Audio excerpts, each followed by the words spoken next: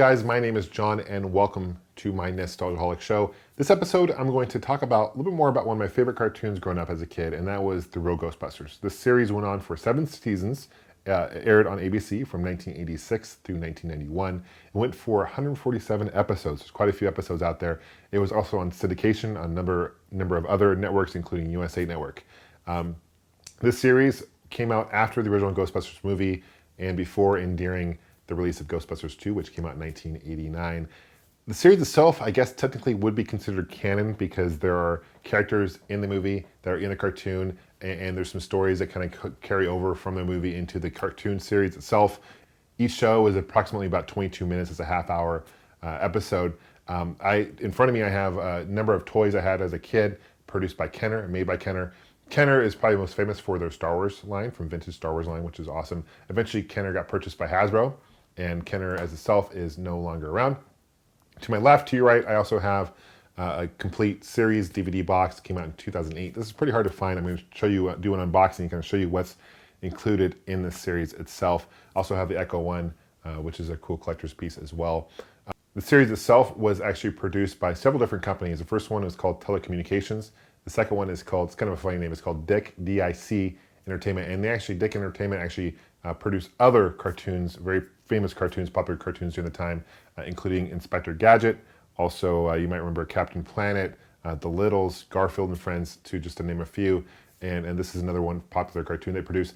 And another company that got involved with the production of the show is Coca-Cola, of all companies. Yeah, Coca-Cola did attempt to get into the entertainment industry for a little while. It's very short-lived, and one of the shows they did get involved with was The Real Ghostbusters. And you may be thinking to yourself, why is this show called The Real Ghostbusters? Well, it's a very simple answer to that.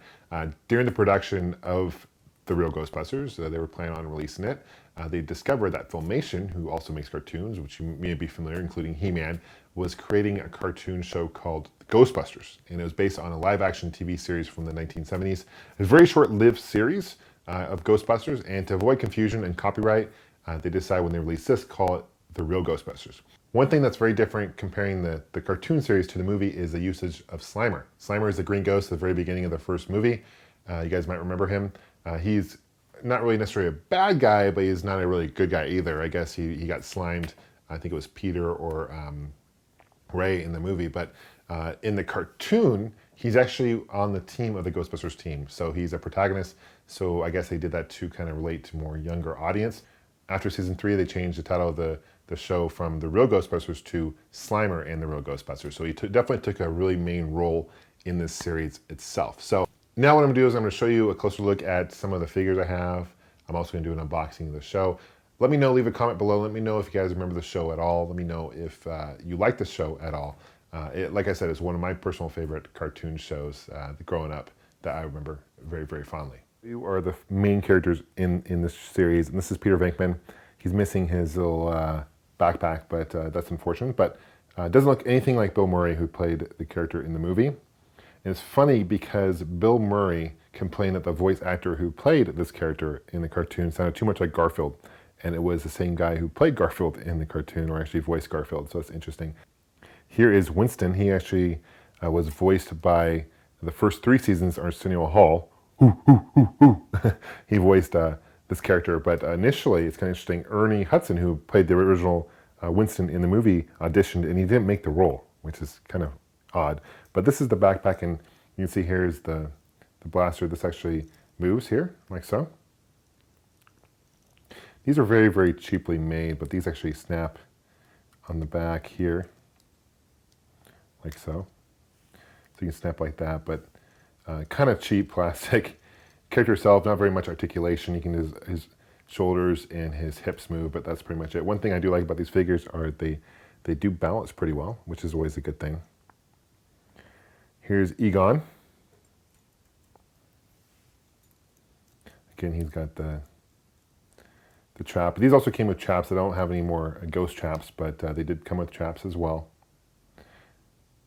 None of these characters really look like any of the actual characters in the movie. I think Egon and maybe Winston look like them the most, but definitely Peter and Ray. Here's Ray by Dan Aykroyd, and this doesn't even look like anything like Dan Aykroyd. He's pretty beat up and torn. In the later seasons, they actually made him lose weight. This one is an earlier figure. He's a little bit heavier, but later on, they made him more of a skinny character. Here is Peter. This is kind of an interesting one. This is one, I guess, is a thing where he's scared. You can lower the left arm, and his hair raises, his eyes stick out, mouth opens. You can see these also have a copyright on them, but it looks like 1987. The toy series itself was produced from 1986 to 1991 as well. I have an Egon. He's just in a different uniform. He came with a backpack and chap as well. The neck also does move, and they have pegs on the bottom of their feet, so they had play sets where you could peg them in and make them stand.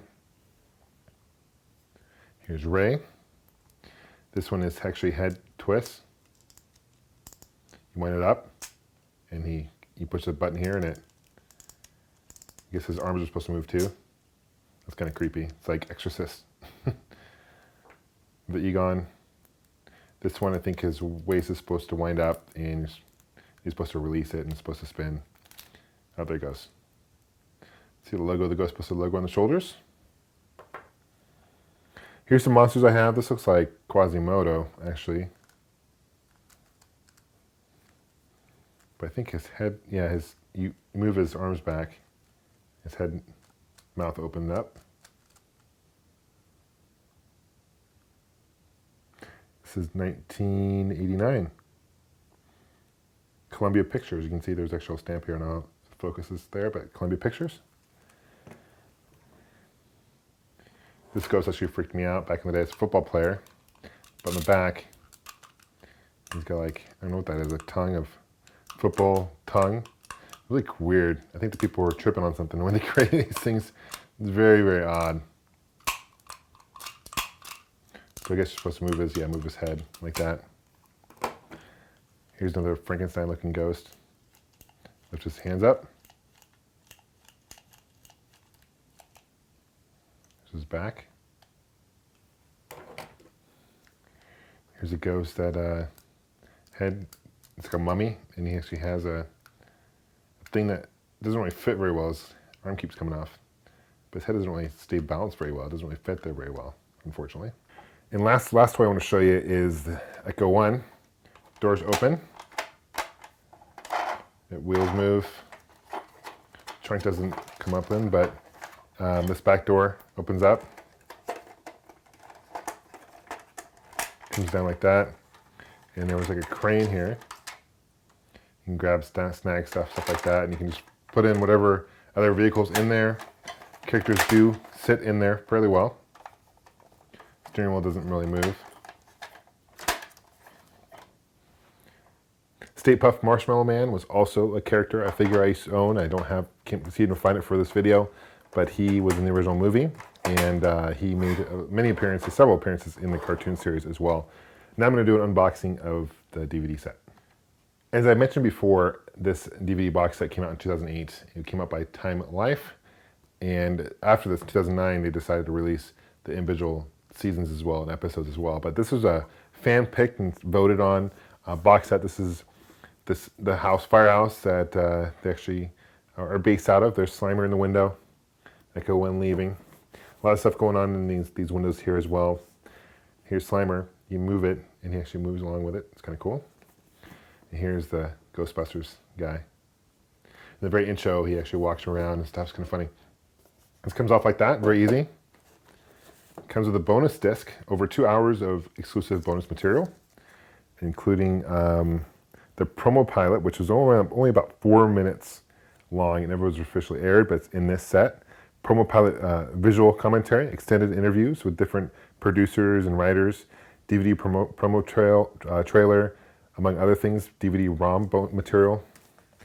Here is a guide, nice quality produced guide of each episode, a little story background of the series itself,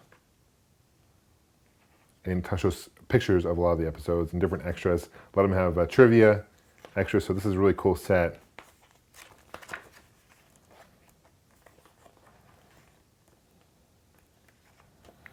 Volume 5. Here is Volume 1. And the discs are like this. The DVDs are like this. Here's some more artwork. So 5 discs for each volume.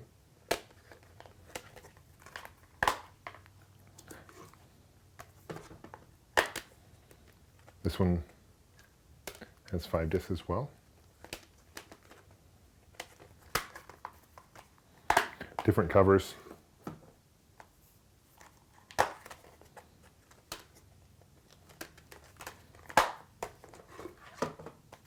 There's Stay Puft. In the later episodes, Slimer's tail got longer. They extended his tail out. Before it was just like a nub.